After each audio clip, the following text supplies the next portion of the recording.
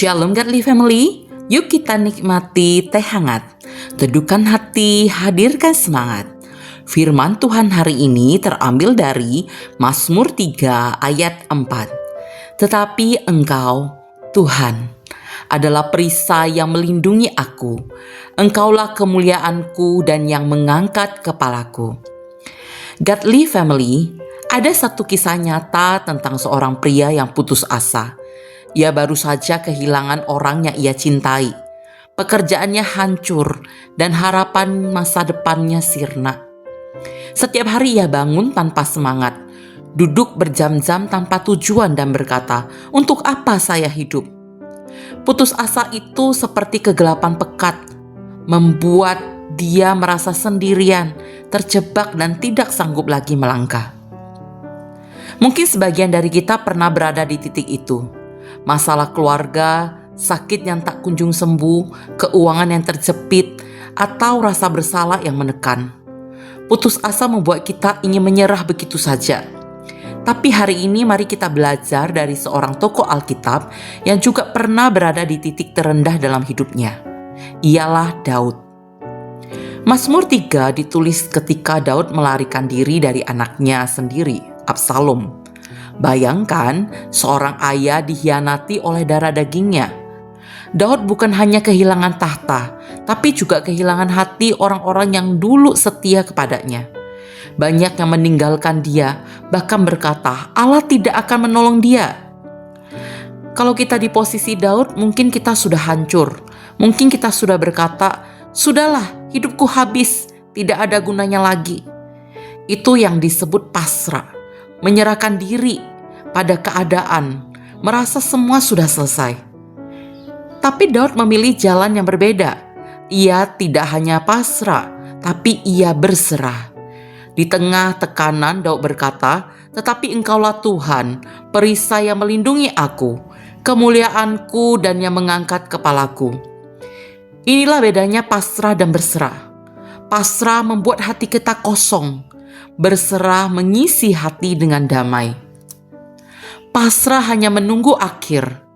Berserah percaya pada rencana Allah yang indah. Pasrah membuat kita menyerah. Berserah membuat kita tetap berjalan bersama Tuhan. Daud bahkan bisa berkata, "Aku membaringkan diri lalu tidur. Aku bangun sebab Tuhan menolong aku." Bayangkan di tengah pelarian, di saat musuh mengejar, Daud bisa tidur dengan nyenyak. Itu bukan karena situasi jadi lebih baik, tapi karena hatinya tenang. Ia tahu Tuhan yang memegang kendali. Godly Family, bukankah ini yang kita butuhkan? Hidup kita sering penuh tekanan, tapi ketika kita benar-benar berserah, hati kita dipenuhi damai dan pengharapan. Dan ini kabar baik Injil. Yesus sendiri tahu apa artinya merasa ditinggalkan, dikhianati, bahkan ditolak.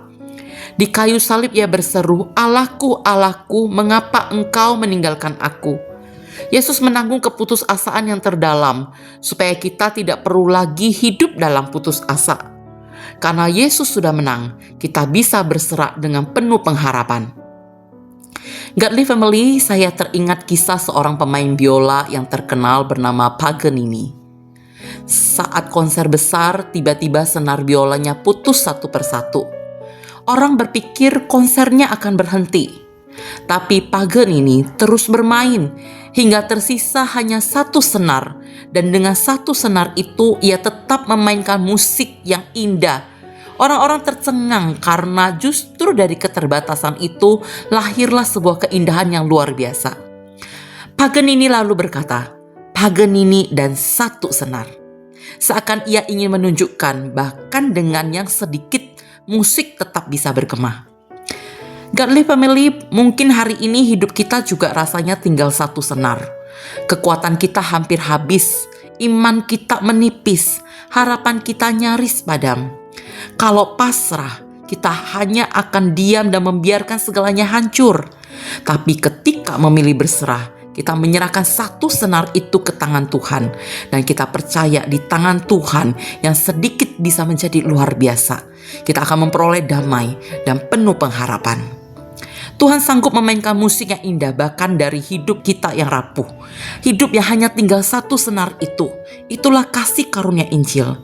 Karena Kristus sudah menyerahkan dirinya bagi kita, sekarang kita boleh menyerahkan hidup kita kepadanya dan menemukan damai serta pengharapan yang sejati.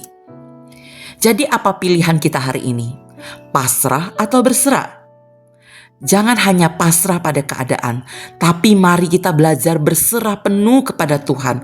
Percayakan sisa tenaga, sisa iman, bahkan sisa hidup kita kepada Yesus. Serahkan satu senar itu ke tangannya dan biarkan Tuhan memainkan musik terindah melalui hidup kita.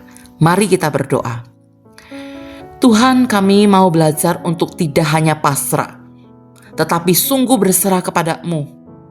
Isilah hati kami dengan damai dan pengharapan di dalam Kristus. Amin.